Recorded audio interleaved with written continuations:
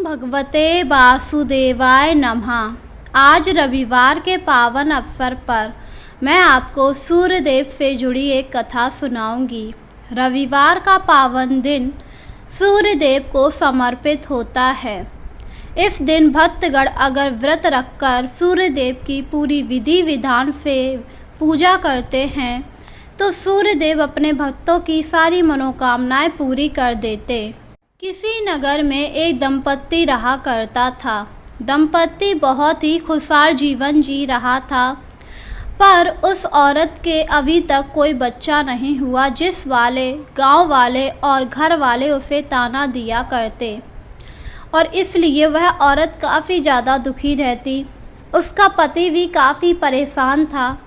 शादी को 7 साल गुजर गए, पर अभी तक उन्हें संतान की प्राप्ति नहीं हुई, जिस वजह से घर वाले पति पर दूसरा विवाह करने के लिए कहा करते।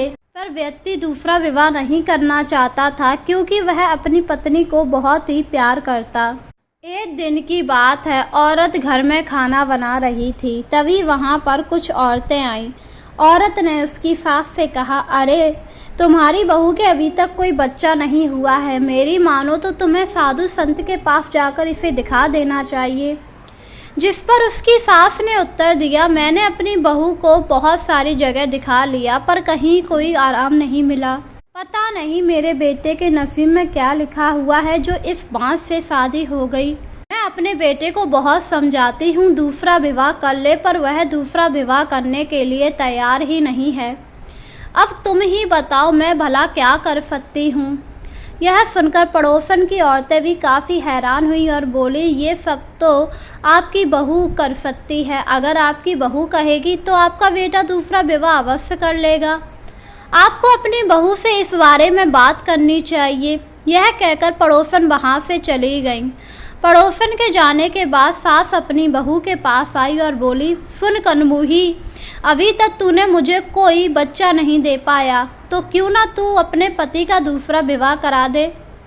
यह सुनकर मानो औरत का दिल टूट गया और उसने कहा, माँ जी आप ऐसा क्यों कह रही हैं, भला मैं अपने पति की स्वयं दूसरा विवाह कैसे करा सकती हूँ।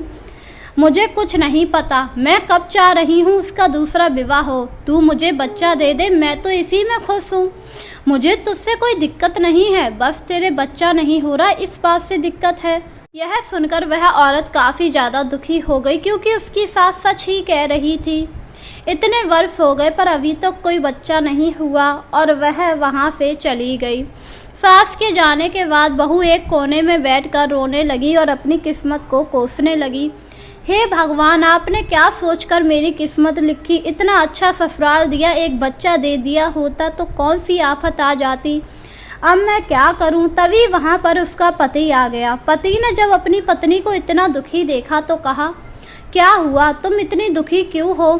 पत्नी ने अपने पति को सारी बात बताई, जिसे सुनकर पति ने कहा, मैंने तुम्हें कितनी बार समझाया है, तुम लोगों की बातों को मत सुना करो। मैं तुमसे अति प्रेम करता हूँ, तुम्हारे सिवा किसी और से विवाह क्या, मैं किसी और की तरफ देख भी नहीं सकता।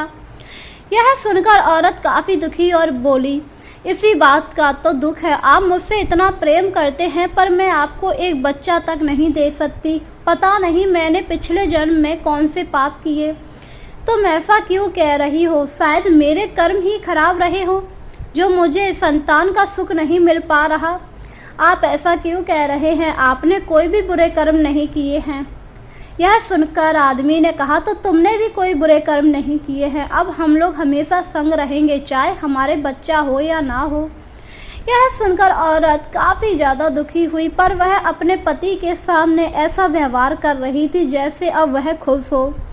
धीरे धीरे समय गुजर रहा था। समय के साथ एक दिन एक साधु उनके द्वार पर आया।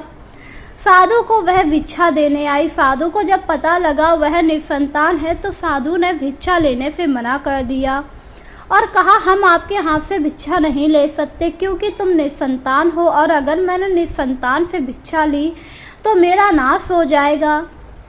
यह सुनकर औरत काफ़ी ज़्यादा दुखी हुई और रोते हुए बोली, हे भगवान, इसमें क्या मेरी गलती है जो मुझे बच्चा नहीं हुआ।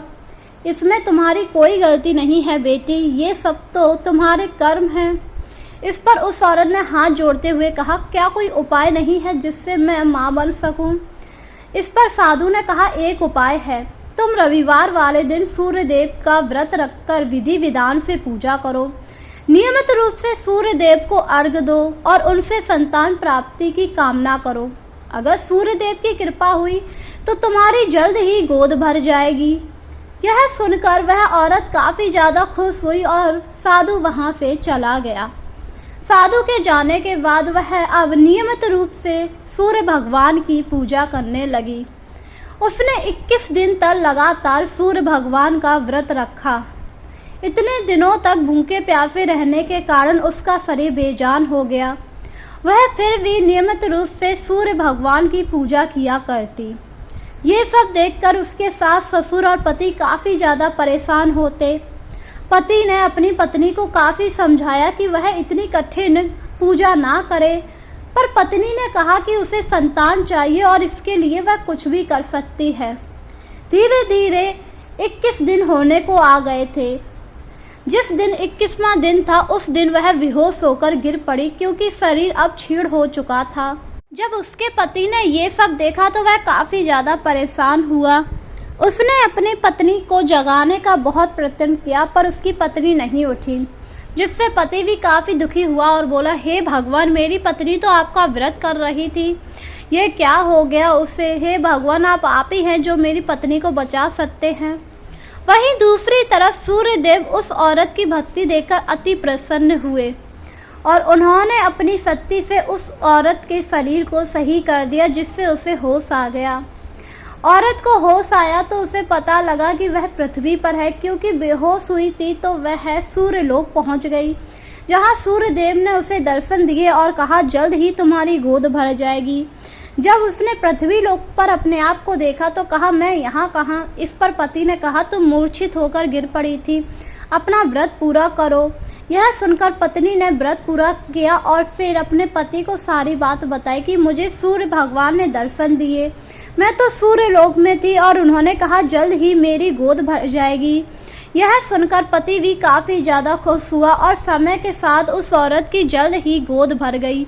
जब यह बात उसके ससुराल वालों को पता लगी तो ससुराल वाले काफ़ी ज़्यादा खुश हुए और कुछ ही दिनों बाद उसके यहाँ पर एक पुत्र हुआ, जिसे देखकर वह औरत और उसका पति काफ़ी ज़्यादा खुश था, क्योंकि लगभग 8 सालों बाद उनके यहाँ पर कोई संतान हुई थी और उन्होंने धूमधाम से पूरे गांव में उत्सव मनाया और अब उसके सास और ससुर भी काफ़ी ज़्यादा खुश थे।